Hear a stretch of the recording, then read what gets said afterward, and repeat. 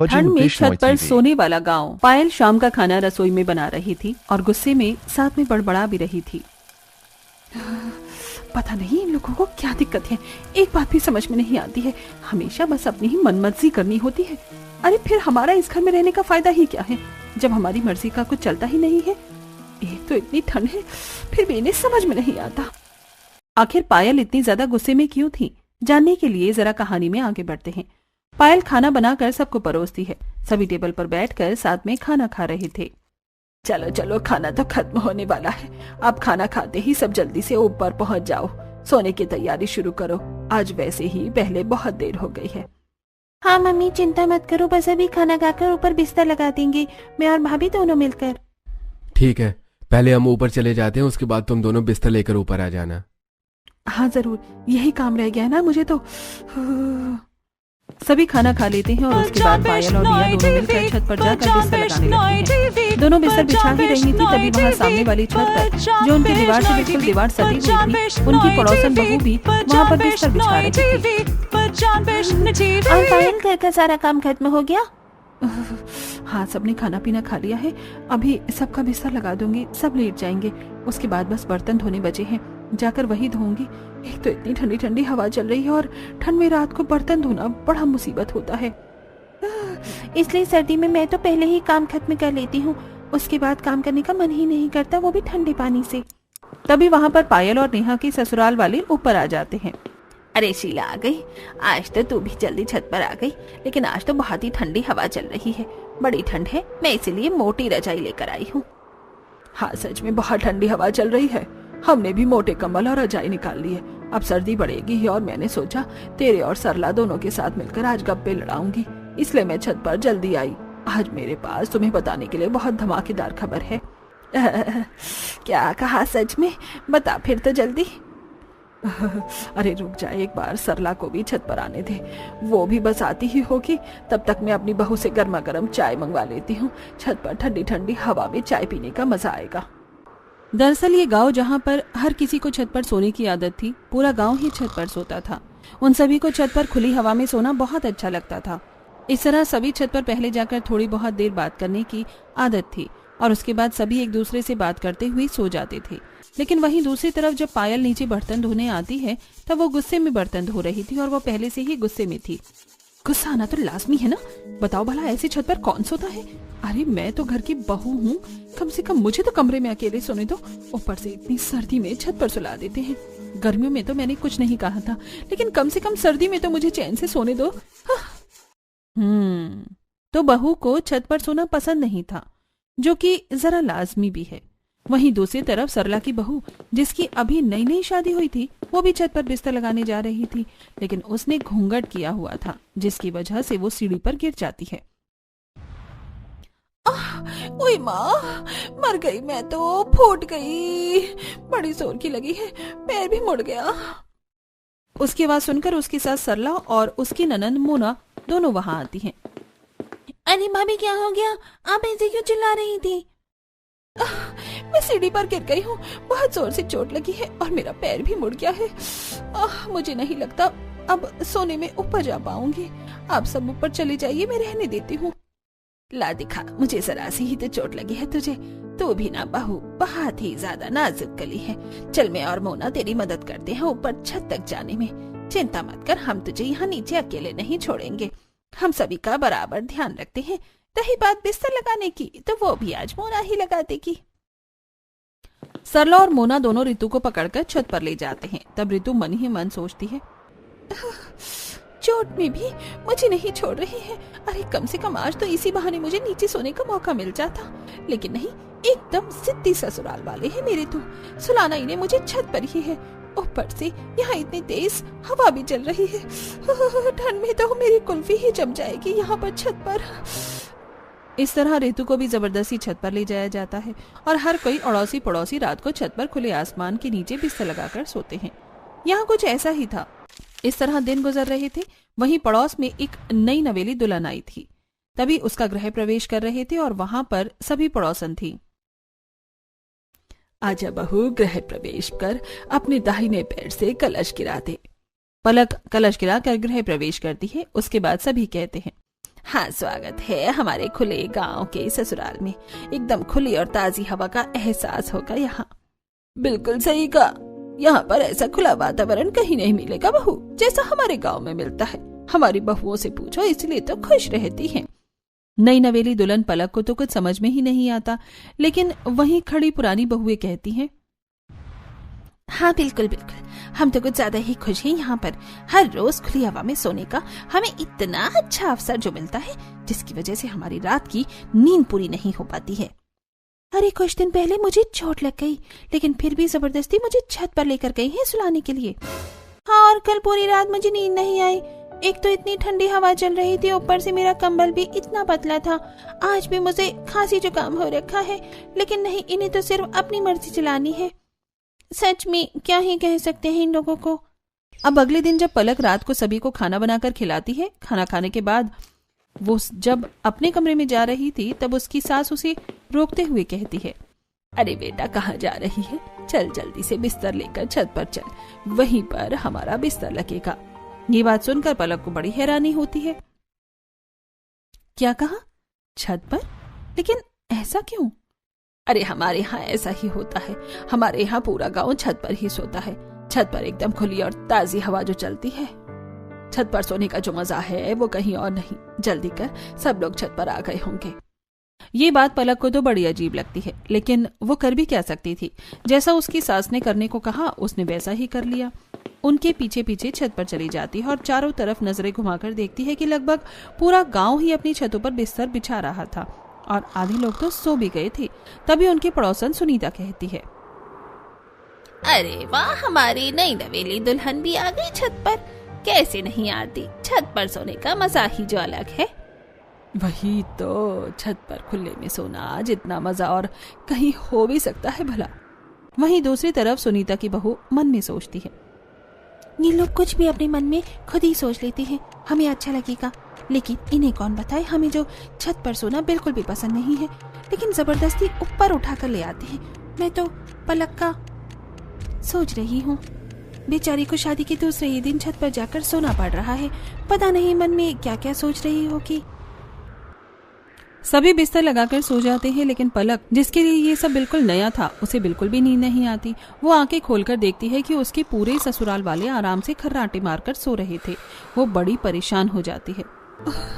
यार, यहाँ छत पर कितनी तेज हवा चल रही है। मेरे ससुराल वाले नहीं, मुझे तो लगता है पूरे गांव वाले ही पागल हैं। भला ऐसी सर्दी में इतनी ठंडी हवा में छत पर कौन सोता है? सभी लोग कैसे खर्राटे मारकर सो रहे हैं। मुझे तो बिल्कुल नींद नहीं आ रही, मुझे तो बहुत ठंड लग रही है। इस तरह पूरी रात ठंडी हवा में पलक की कुल्फी जम जाती है। वो पूरी रात एक पल भी चैन से नहीं सो पाती और बस करवट बदलती रह जाती है। अगले दिन सुबह पलक सभी को चाय बनाकर देती है। ठंड में सुबह सुबह चाय का अलग ही मजा है। अच्छा बहू, एक बात बता, रात को तुझे मजा आया ना ऊपर सोने में? हे भगवान, ये कैसा सवाल हुआ? मजा तो आया ही होगा माँ। अब ठंड में यहाँ पर इतनी खुली और ताजी हवा में छत पर सोने का मौका मिलेगा तो हर किसी को अच्छा तो लगेगा ही। हे भगवान, मुझे तो मेरा पति भी बिल्कुल पागल ही लगता है। ठंड में छत पर कौन सोता है? इस तरह सभी गांव वाले हर रोज छत पर ही सोते थे, लेकिन बहुओं को बिल्कुल भी नींद नहीं आती थी। ना तो उन्हें बिल्कुल भी आदत थी छत पर सोने की, और ऊपर से उन्हें बहुत सी परेशानी भी होती थी। एक रात जब सभी आराम से सो रहे थे, तब पायल, अरे यार, छत पर तो इतने मोटे मोटे मच्छर हैं, लगता है एक ही दिन में ये मेरा सारा खून पी जाएंगे। अब क्या करूं? ऊपर से मुझे बहुत ज्यादा ठंड भी लग रही है। पायल को बिल्कुल भी नींद नहीं आ रही थी और वो आंख बंद करके दोबारा सोने की कोशिश करती है, लेकिन तभी उसकी ननंद रिया उसके ऊपर पैर रख देती है, जिसके बाद उसे गुस्सा आता है। लो जी, बस इसी चीज की कमी रह गई थी। मेरे ऊपर इतना भारी 10 किलो का पैर रख दिया है। सब इतना चिपक कर सोते हैं, बिल्कुल नींद नहीं आती है। पायल गुस्से में रिया का पैर उठाकर फेंक देती है और दोबारा सोने की कोशिश करती है, लेकिन इस बार रिया उसके ऊपर हाथ रख देती है। कौन सी मनहूस घड़ी में मैं आकर इस गांव के ससुराल में फंस गई हूँ। सिर्फ इस ससुराल में नहीं, इस गांव के किसी भी ससुराल में आना बेवकूफी है। इस बार पायल उसका हाथ हटाती है और उसके बाद वो उठकर टहलने के लिए छत के दूसरे कोने पर जाती है। तभी सामने उसे लंबे बालों वाली एक परछाई नजर आती है, जिसे देखकर वो डर जाती है और हल्का चिल्लाती ही है कि चुड़ैल। अरे शांत, चुप हो जा पायल, कोई चुड़ैल नहीं है, मैं हूँ सीमा। अच्छा तुमने तो मुझे डरा ही दिया। तुम अब तक सोई नहीं? अरे यार कहाँ, एक तो इतनी ठंडी हवा चल रही है, बड़ी ठंड लग रही है, ऊपर से इतने मोटे मोटे मच्छर काट रहे हैं, पूछो ही मत। सच में यार मेरा भी यही बुरा हाल है। एक तो मेरे ससुराल वाले इतना चिपक कर सोते हैं, मुझे जगह ही नहीं मिलती। ऊपर से इतनी ठंड में छत पर सोना पड़ रहा है जहाँ बिल्कुल भी नींद नहीं आती। सर्दी में तो इंसान को ज्यादा सोना चाहिए और हमें तो ढंग से रात को भी सोने को नहीं मिल रहा। सच में यार कहाँ फंस गए हम। इस तरह दिन गुजर रहे थे और उन्हें जबरदस्ती छत पर सोना पड़ रहा था। कुछ दिन बाद गली के कोने पर सभी पड़ोसनी इकट्ठा होती हैं। सभी साथ मिलकर बाजार में सब्जी लेने जा रही थी। क्या हाल है तुम सबका? क्या ही हाल हो सकता है, बद से बदतर हो रहा है। पूरी पूरी रात नींद नहीं आती, बस करवट बदलते रह जाते हैं। इतनी ठंड में ऊपर से जुकाम भी हो गया है। सच में इतनी ठंड में ढंग से सोने को भी नहीं मिलता है। देखो तो जरा हमारी हालत को, जीते जागते ज़ॉम्बी लग रहे हैं। सच में मेरी तो कुछ ही दिनों में हालत खराब हो गई है। आप सब तो फिर भी बहुत पहले से यहाँ पर रह रहे हैं, इतना समय कैसे झेला? सच में बस झेलना पड़ रहा है, लेकिन अब मैं बहुत परेशान हो गई हूँ। बस बहुत हो गया। आज मैं अपने ससुराल वालों से इस बारे में बात जरूर करके रहूंगी। हाँ बिल्कुल सही, हमें एक बार अपने ससुराल वालों से इस बारे में बात कर लेनी चाहिए। हालांकि वो हर बार मना करते हैं, लेकिन हमारी हालत तो देखो, तबीयत भी कितनी खराब हो रही है, ऊपर से ठंडी हवा में सोने में। इस तरह गांव की सभी बहुएं अपने ससुराल वालों से बात करने की ठानती हैं। सभी जब सब्जी लेकर घर आती हैं पायल के घर। आज मैं छत पर नहीं सोऊंगी मम्मी जी, मेरा गला बहुत ज्यादा खराब है और तबीयत भी ठीक नहीं है। अरे कोई बात नहीं, छत पर सोने से सब ठीक हो जाएगा। लेकिन छत पर सोने से सब ठीक कैसे होगा? बिल्कुल होगा, जब तुम ठंडी और ताजी हवा में सोओगी तो सब ठीक हो ही जाएगा। बल्कि उसमें तो तबीयत और ज्यादा खराब हो जाएगी। मुझे छत पर नहीं सोना है, मैं नीचे यहाँ अपने कमरे में अकेले से सो जाऊंगी। ऐसे कैसे सो जाओगी? हमारे घर की परंपरा है, हर कोई ऊपर छत पर एक साथ ही सोता है। तुम ऐसे हमारी बात के खिलाफ नहीं जा सकती। चुपचाप जल्दी से शाम का खाना और काम खत्म करो और बिस्तर लेकर ऊपर चली जाओ। वहीं दूसरी तरफ नेहा के घर में, मुझे छत पर इसलिए नहीं सोना क्योंकि मुझे वहाँ नींद नहीं आती और अब सर्दी भी बढ़ गई है, बहुत ठंडी हवा चलती है। तो क्या हुआ, रजाई भी तो मोटी है और हम भी तो सोते हैं, हमें तो कोई ठंड नहीं लगती। लेकिन माँ जी क्या छत पर सोना इतने ही जरूरी है? अब सर्दी है, बिल की भी कोई चिंता नहीं। अब तो मैं कम से कम आराम से अपने कमरे में नीचे सो सकती हूँ। नहीं, तुम्हें पता है हमारे गांव में ऐसा ही होता है। पूरा परिवार एक साथ मिलजुल कर रहता है और सभी काम एक साथ करता है। हम खाना भी एक साथ बैठकर खाते हैं और सोएंगे भी एक साथ ही। आगे से इस बारे में कोई बात ना हो। इस तरह हर किसी को वही बात सुनने को मिलती है। अरे भला सोने एक साथ क्यों जरूरी है? अलग अलग भी तो सो सकते हैं, लेकिन नहीं, इन्हें तो सोना भी एक साथ ही है। अगले दिन शाम को, आजकल छत पर सोने में कितना मजा आ रहा है ना, कितनी ठंडी मस्त हवा चलती है। सच में मजा आ जाता है, लेकिन कल मेरी बहू ऊपर छत पर सोने से मना कर रही थी। अरे मेरी बहू भी मना कर रही थी, मैंने तो डांट दिया। हाँ मैंने भी वही डांट दिया। बताओ, उन्हें तो कुछ पता ही नहीं है कि छत पर सोना कितना अच्छा होता है। हाँ मेरी नई नवेली बहू भी कल मना कर रही थी, लेकिन मैंने उसे भी समझाया कि ऊपर खुली और ताजी हवा में सोना कितना अच्छा होता है। एक तरफ बहुओं का अलग मत था और दूसरी तरफ सास का अलग, लेकिन अंतिम फैसला तो सास का ही चलना था।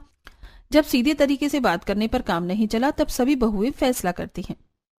कहते हैं जब घी सीधी उंगली से ना निकले तो उंगली टेढ़ी करनी पड़ती है। तो दीदी चम्मच से घी निकाल लो। अरे पलक, ये कहावत है। बात यह है कि हम आखिर क्या ऐसा कर सकते हैं जिससे हमारे ससुराल वाले छत पर सोना छोड़ दें?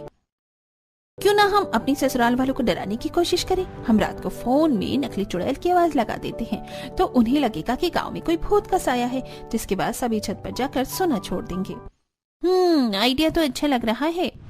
बस उसी रात वो सब अपना प्लान शुरू कर देती हैं। सभी छत पर बिस्तर लगा ही रही थी, तब पायल, ऋतु, नेहा, सीमा और पलक एक दूसरे से इशारे में बात कर रही थी और सभी के सोने पर सही समय का इंतजार कर रही थी।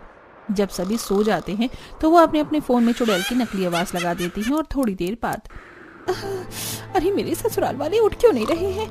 ये तो आराम से घोड़े बेच कर सो रहे हैं। वहीं दूसरी तरफ, मैं तो ठंड में जम जाऊंगी। इतनी देर से ठंड में इंतजार कर रही हूँ कि कोई तो डर कर चिल्लाएगा, लेकिन यहाँ सभी आराम से खर्राटे मारकर सो रहे हैं। धत तेरे की, मेरा ये प्लान तो फेल हो गया। प्लान फेल होने के बाद लगता है हमें हर रोज छत पर ही सोना पड़ेगा।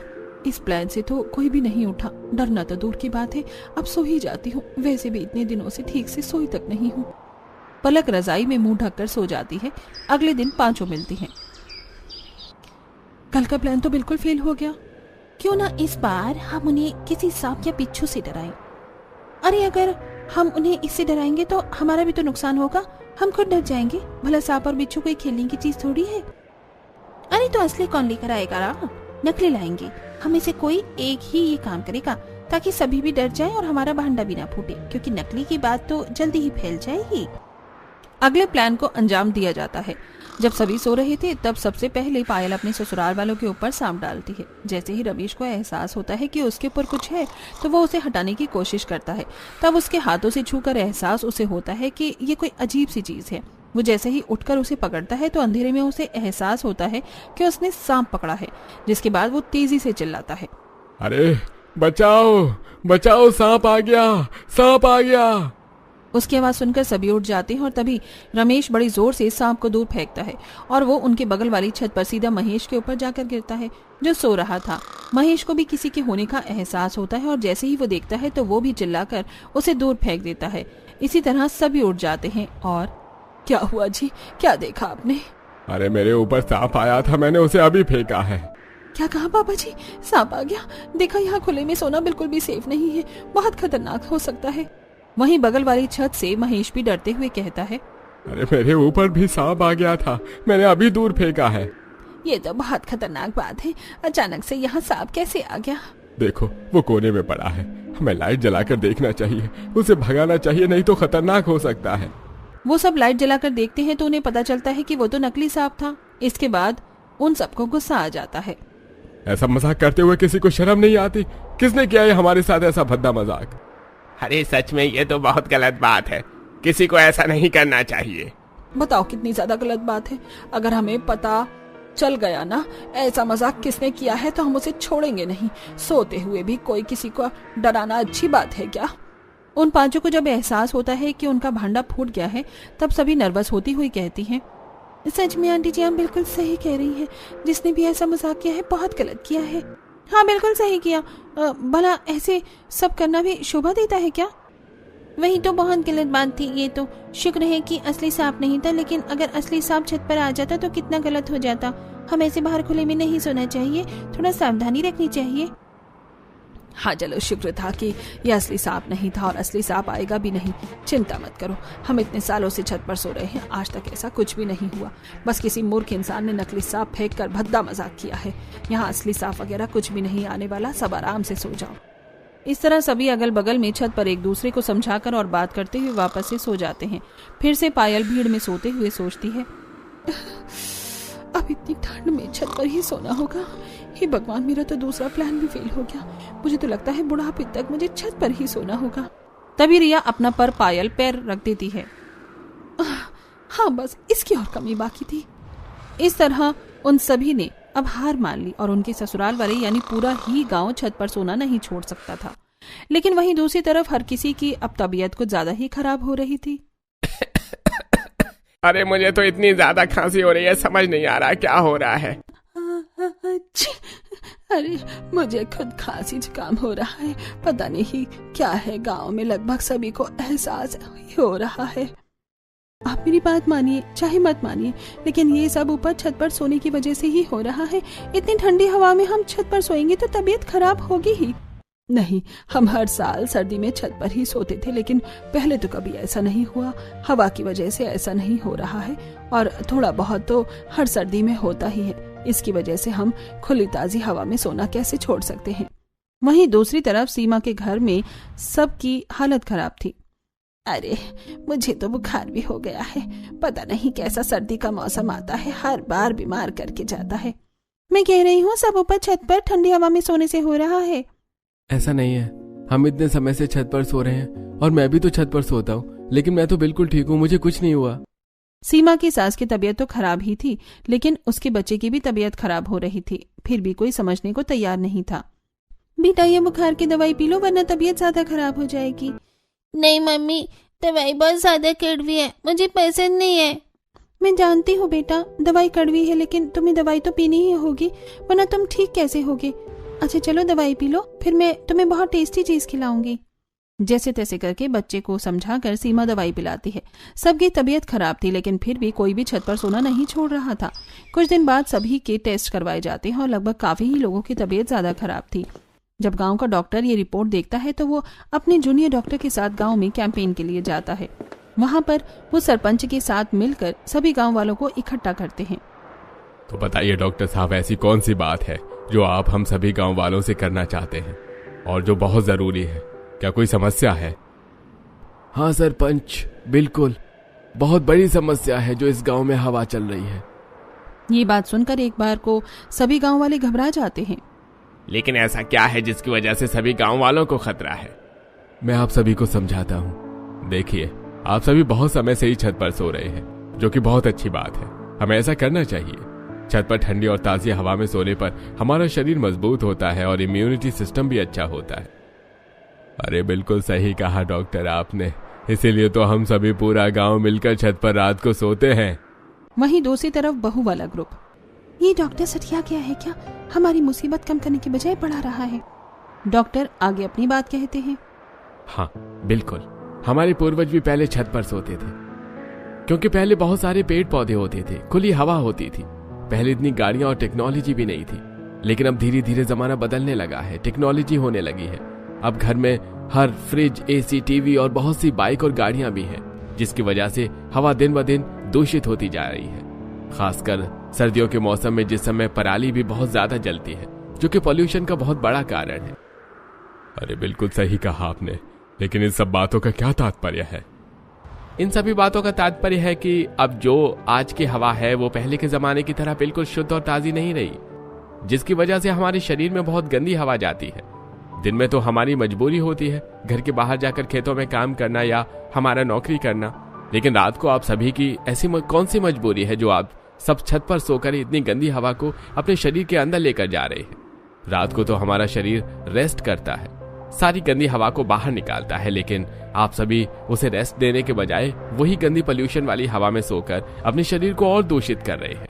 ये बात सुनकर सभी गांव वाले हैरान हो जाते हैं और समझने की कोशिश करते हैं कि आखिर डॉक्टर सच में उनसे क्या कहना चाह रहे थे। देखिए, इसीलिए आधे से ज्यादा गांव बीमार हो रहा है। हर किसी को खांसी, जुकाम, गला खराब हो रहा है, ये सब पोल्यूशन की वजह से। जब मैंने आप सभी की रिपोर्ट को चेक किया और मुझे इसका कारण पता चला, तो मैंने जल्दी से फैसला किया कि आप सभी को इस बारे में बताया जाए। देखिए, ये सोच अच्छी है कि खुली और ताजी हवा में सोना चाहिए, लेकिन आजकल वो खुली और ताजी हवा है कहाँ? पहले के जमाने में पोल्यूशन नहीं था तो सब शुद्ध था, लेकिन आजकल आप वाकिफ हैं कि सब सच्चाई से। तो फिर इतना बड़ा खतरा क्यों मोल लेना, जिसकी वजह से हमारी तबीयत खराब होती है और ये हमारे स्वास्थ्य के लिए बहुत हानिकारक है। अरे बिल्कुल सही कहा डॉक्टर ने। तो आप सभी गांव वाले अगर अपने स्वास्थ्य को सही करना चाहते हैं तो सर्दियों में खासकर छत पर न सोया जाए, तभी पोल्यूशन ज्यादा होता है और गर्मी में इतनी परेशानी नहीं होती। अरे तो गांव वालों, सभी ध्यान से सुनो। हमारी पुरानी जो प्रथा थी छत पर सोने की, वो पुराने जमाने के हिसाब से ठीक थी, लेकिन बदलते समय के हिसाब से और बढ़ते पोल्यूशन की वजह से अब हमें फैसला लेंगे कि छत पर कोई न सोए, खासकर सर्दियों में। सभी अपने परिवार के साथ अब नीचे अपने कमरों में ही सोएंगे। इस तरीके से ऑफिशियली ये गांव के सरपंच द्वारा निर्धारित हो जाता है। सभी गांव वालों को भी ये बात समझ आ जाती है और वो भी छत पर सोने का फैसला छोड़ देते हैं। सभी डॉक्टर के पास जाकर धन्यवाद करती हैं। हमें खुशी है कि हमारी बात सुनने के बाद आपने सभी को समझाने का निर्णय लिया। हमारी मदद करने के लिए आपका बहुत बहुत शुक्रिया। ये तो मेरा फर्ज है, एक डॉक्टर का फर्ज है सबकी जान बचाना और उन्हें सभी सही चीज से अवगत कराना। जब मुझे पता चला कि तबीयत खराब होने के बाद भी कोई नहीं मान रहा है और ये बहुत खतरनाक भी है, तो मेरा मन नहीं माना पीछे हटने का। मैंने निर्णय लिया कि सभी को अगर इस बारे में समझाया जाए। सच में हम सभी इन्हें समझा कर परेशान हो गए थे, लेकिन कोई हमारी बात समझने को तैयार ही नहीं था। आपकी वजह से गांव की ये समस्या सॉल्व हो गई है। वो सभी डॉक्टर को धन्यवाद करती हैं और डॉक्टर वहां से चला जाता है। उन्हीं के कहने पर डॉक्टर सभी को समझाने आया था। अब इस तरह उन सभी को भी ठंड में छत पर सोने से छुटकारा मिल जाता है और अब गाँववासी अपने परिवार के साथ नीचे अपने अपने कमरों में ही सोते हैं।